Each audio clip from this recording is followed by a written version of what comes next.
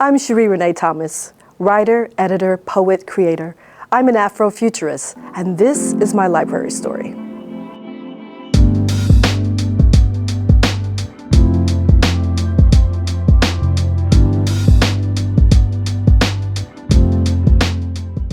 How did I become a writer? I became a writer because I love stories. Oh my goodness, libraries were so important to me as a child.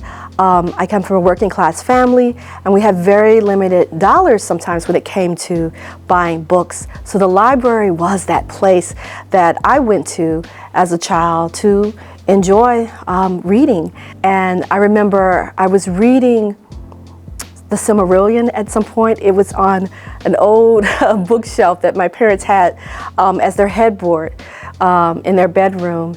And my mom saw me reading it and she thought, it's time for you to get a library card. And so she took me to the Hollywood branch in North Memphis, where I'm from, and that opened a whole new door for me.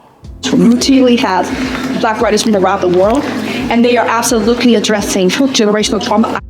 I think it's important for young people of all communities to see the world that we live in as it is, and books is a great way to do that. Representation is not just about seeing yourself and your culture in the books that you read, but it's also seeing other people's representation and cultures in there so that you can understand who you live in the community with and what their journey has been and how you're part of that as well. Books that influenced me are books that I later became aware of as Afrofuturism. But what is Afrofuturism? Afrofuturism is a creative body of work around the world in multiple genres, and it's science fiction and fantasy that centers Black people and African cultures. It can be writing, poetry, stories.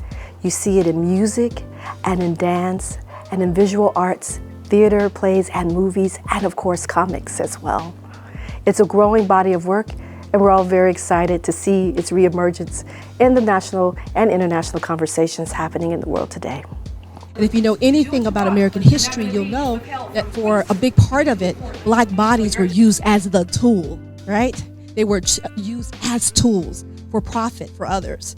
And so Afrofuturism seeks to re-examine and problematize that relationship and create other futures, other stories connected to Black lives and Black bodies and Black culture that imagines different futures for us where we survive and thrive.